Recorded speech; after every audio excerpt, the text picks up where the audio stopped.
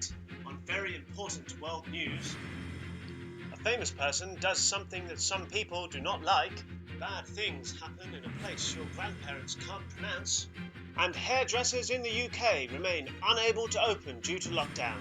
But first, a new Pokemon tournament is set to take place at the beginning of March. The Ruby Isles Discord, created by known handsome Pokemon player Sam, is set to host their first official Kanto Classic. The tournament, comprising of the original 149 Pokemon, 149 Pokemon minus the ones that aren't available in the Sword and Shield games, is set to give fans an opportunity to roll the clocks back and play VGC in a format that is less rubbish than the current one. Here with more is our reporter, Sam. Well, thanks, Sam, and good evening, everyone.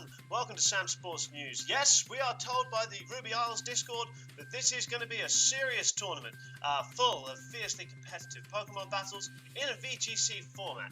If you take a look to the screen here, you will see the kind of rough layout of what they're going for with this tournament. It's going to be a VGC-based affair, as always, within the Ruby Isles Discord, which means there'll be 6 Pokemon allowed on each team. For each match, you'll be allowed to bring 4 of those in a team preview screen.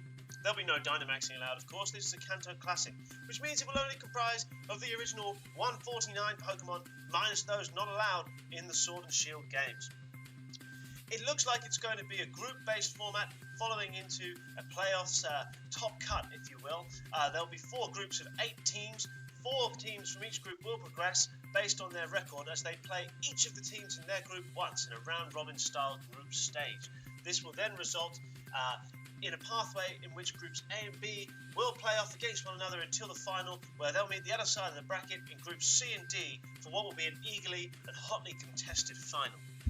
Aside from the non-Dynamax and non-Gigantamax rules, there are other important things to note with this announcement, of course. First of all, every single match in this tournament will be a best of 3. That means that it's not just about how well you can execute your strategy once, you've got to make sure you're able to take on your opponent at all times. And finally, it will be an open team sheet affair. We think the reason the Ruby Isles have gone for this approach is because it allows everyday players to access formats usually only played in by the top players in the world. Top cuts at Worlds, at Regionals, etc. Best of 3s, open team sheets, all that stuff in the Players' Cup, This is something that now that everybody can have access to, something to try.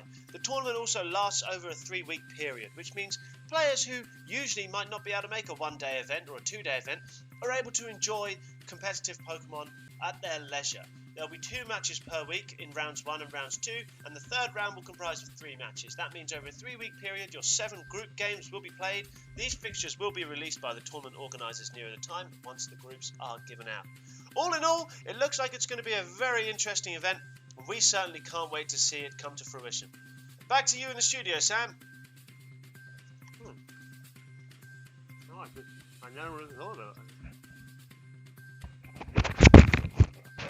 Sadly, that's all we have time for today, but I hope you check back with us throughout the tournament to see how everyone's getting on. And don't forget, subscribe to the channel. Bye!